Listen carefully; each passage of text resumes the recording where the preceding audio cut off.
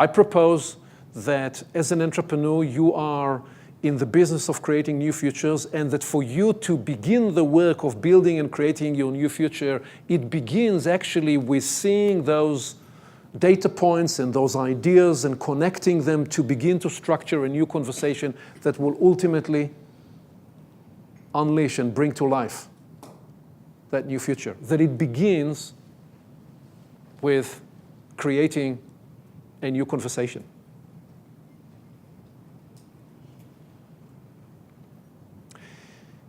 So why is it not so easy to do? Well, you'd be surprised how many times I've been at the table with the Olympic champions of their space.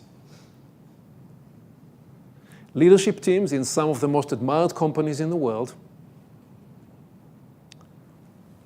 very high IQ, known to be successful, and yet you find, to your greatest astonishment and surprise, that when you bring very smart people around the table time and again,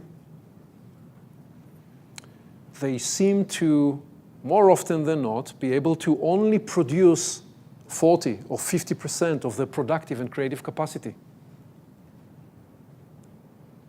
Why is that the case? Why is there such a disastrous loss of ROI, such a catastrophic loss in terms of return on time, return on talent? Well, because they don't listen to each other, and because they're engaged in a repetitive conversation. And thirdly, because the way they structure their interaction is disjointed, with different people addressing different aspects of the work and the agenda at different times, therefore unable to produce the kind of coherency that would lead you from point A to point B to point C. We call ourselves the sapient species, but I would bet it's your experience too. More often than not, we bring smart people around the table and we prove ourselves that we are as capable as any other group of people to produce collective stupidity instead of collective sapience. I have been with very smart people to discover that together we produce collective stupidity instead of collective wisdom, ultimately leading to some of the most spectacular flame-outs that you see in many spaces, right? Leading to collective breakdown instead of collective breakthrough.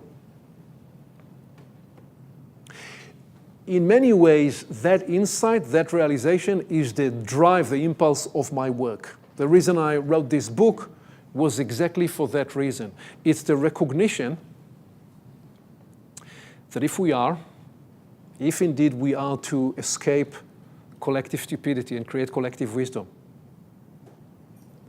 if we are to engage the full capacity, the full creative and productive capacity of the team instead of half of it, if we are, as a team of highly capable people, if we are to create the new future that we imagine and escape the Groundhog Day of a repetitive old future, if we are to do that, we have to structure new, focused, and intentional conversations. That is where it begins. When I work with you, I'd be asking you the tough questions, exactly to drive to that point. I'd be asking you, what is the conversation you're in? What is the conversation you're in with your customers and clients? And are you sure that it's right for you to be in a cost conversation?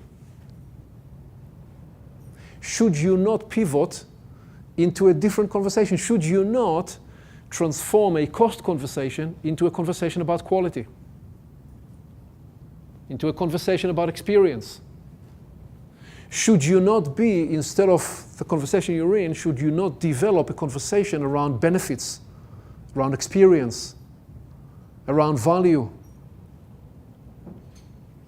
And if yes, how can you transform that conversation? How can you shift from the conversation you're in to the new conversation that ultimately need to be fashioned if you are to transform your relationship with your customers and clients and create a new kind of future where you're able to perform at a whole new level for yourself and for your clients and customers.